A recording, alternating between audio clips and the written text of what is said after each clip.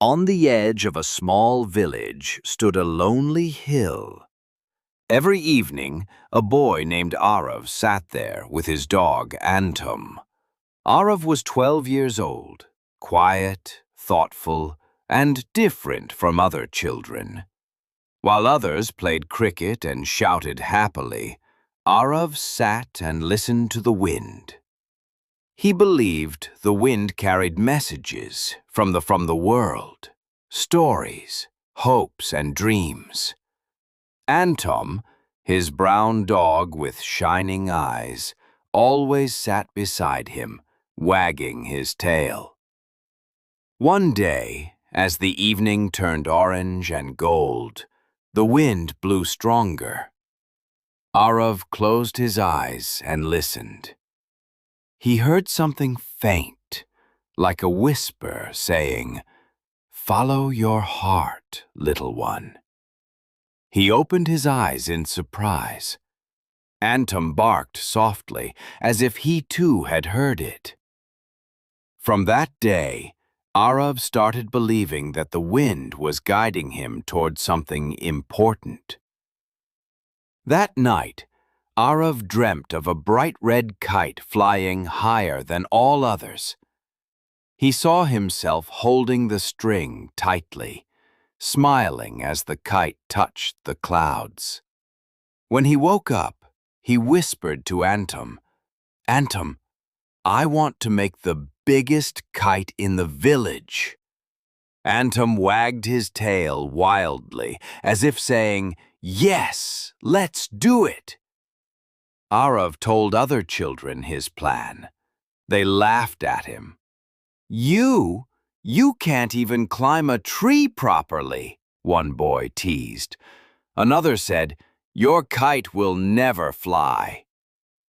Arav felt a lump in his throat, but Antum barked loudly, defending his friend. Arav whispered to Antum, "We'll show them, won't we?"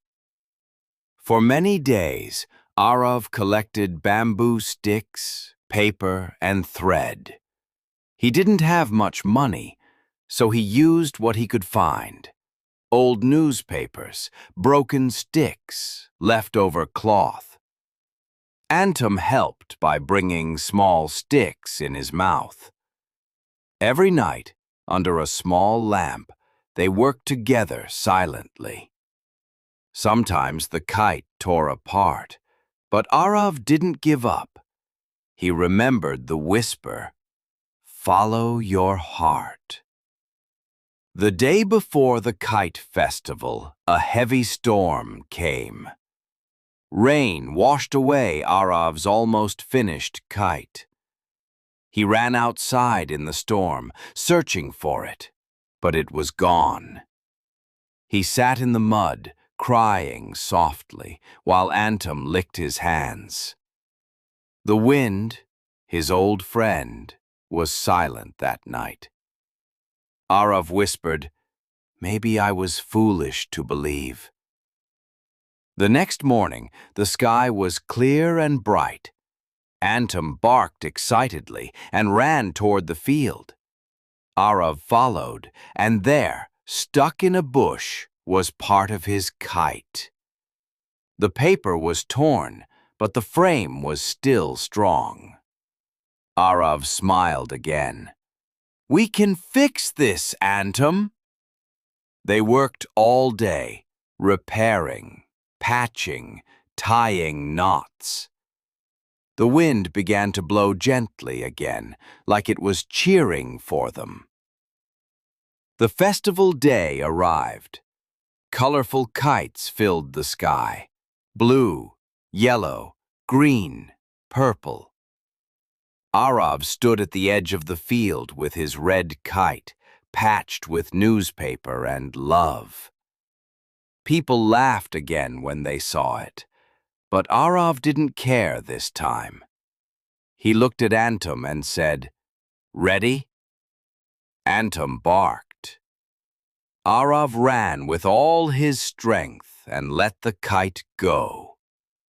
At first, the kite struggled, twisting in the air. But then, a strong gust of wind lifted it higher, higher than anyone expected. People stopped laughing. They watched as Arav's red kite rose above all others, shining against the blue sky. Tears filled Arav's eyes. He whispered, "Thank you, wind." Antum barked joyfully, jumping in circles. That evening, when everyone had gone home, Arav and Antum sat again on their hill. The wind blew softly, whispering once more, "You followed your heart, little one." Arav smiled. "I did, and I'll keep listening." Antum rested his head on Arav's lap, and together they watched the sunset. From that day, Arav never stopped believing in the wind, or in himself. Moral of the story: when others laugh at your dreams, don't stop believing. The world listens to those who listen to their hearts. Don't forget to like, share, and subscribe for more videos.